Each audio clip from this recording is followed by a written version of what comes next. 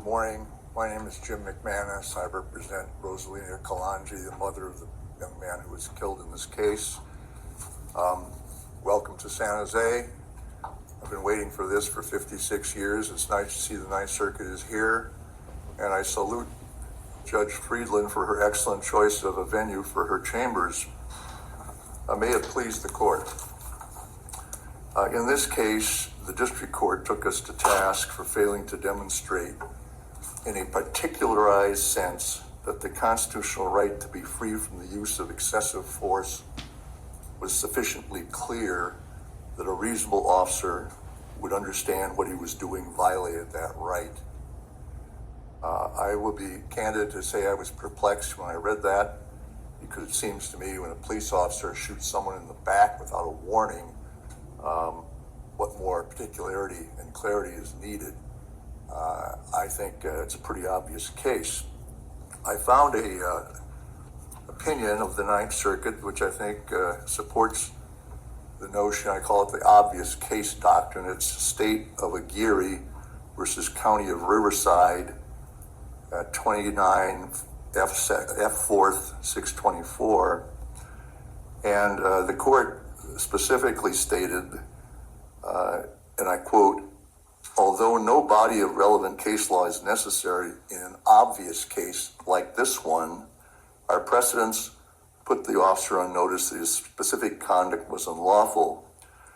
Two cases published about 3 years before the April 2016 incident, that would put it back to 2013, and our incident was 2019, make clear to a reasonable officer that a police officer may not use deadly force against a non-threatening individual, even if the individual is armed, and even if the situation is volatile." Now, in this particular case, if we look at the Graham versus Connor factors, number one, the severity of the crime at issue. The only crime that was mentioned was a misdemeanor. It's uncertain in those circumstances.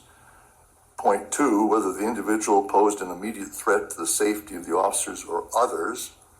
Number three, whether the individual was actively resisting arrest or attempting to evade arrest by flight.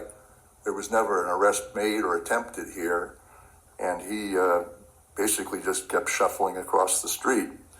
Now, the officer who shot him, Officer Carboni, his justification was that the high school was letting out and students at Reinhardt and Jackson were at that intersection, which was north of where Mr. Calonge was going. This is contradicted by the testimony of Officer Pedrera at ERO 120 to 143, and also, importantly, by Well, don't we have to just take the version of what happened according to the plaintiff? Which was, there was nobody around. Well, I think that's correct. I agree with that. Right. And the officers claim that school was getting out and there were students at the intersection is belied by Officer Pedrera's testimony, and importantly... Well, what I'm just trying to say is on qualified immunity, if anybody argues that there's a factual dispute, then you really don't, a material factual dispute on what happened, and you really don't belong here.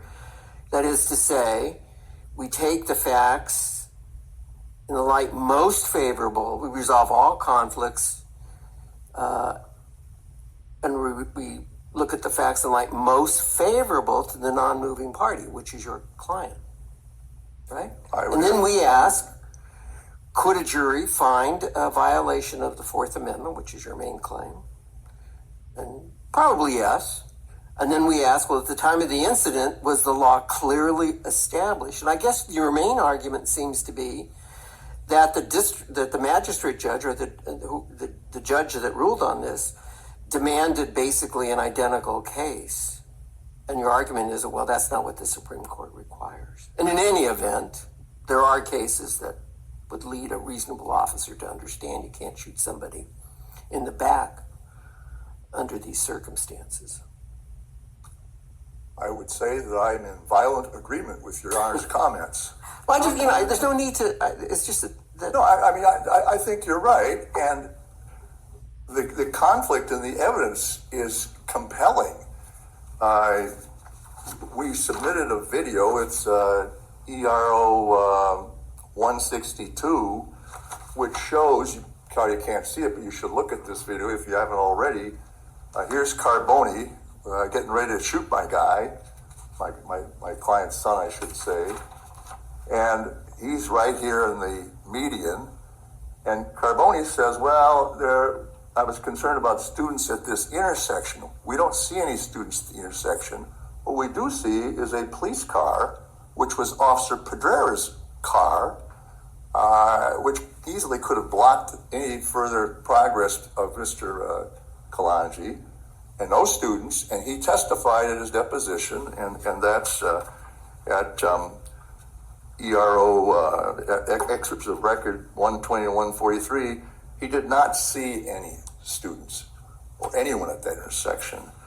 Now, there's another conflict that Carboni, the shooter. Let me ask you, because Fourth Amendment obviously considers whether the force was objectively reasonable, and given that Mr. Calonge, is it Calonge or Calonge? I'm told his mother says that the family name is Calonge. Calonge had ignored the officers and was walking towards a school with a gun tucked in his waistband as students were being released for the day.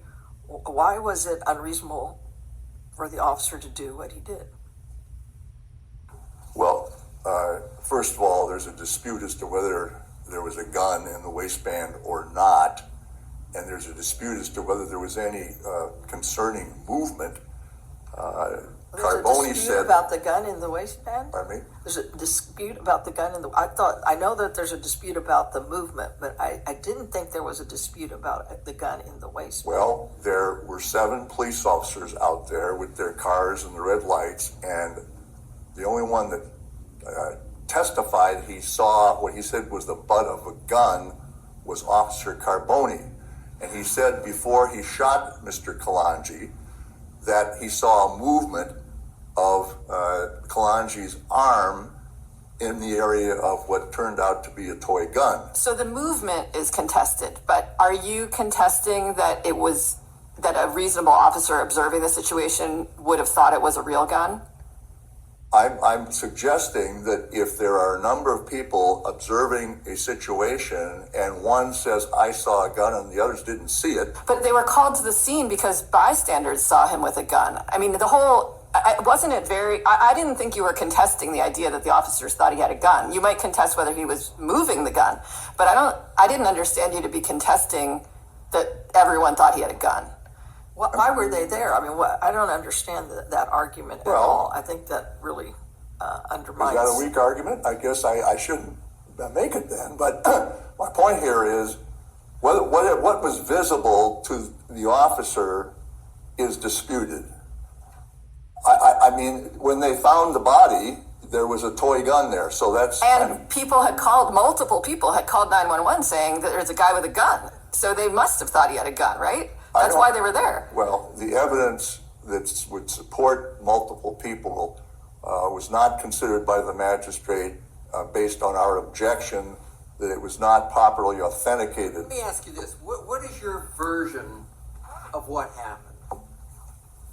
My version of what happened is based on the evidence that's come out. Absolutely. That was presented to the district. Absolutely. My version of what happened. My version of what happened is that Mr. Calonge was observed with what one citizen, not multiple citizens. Just say what your version of the events were on that day.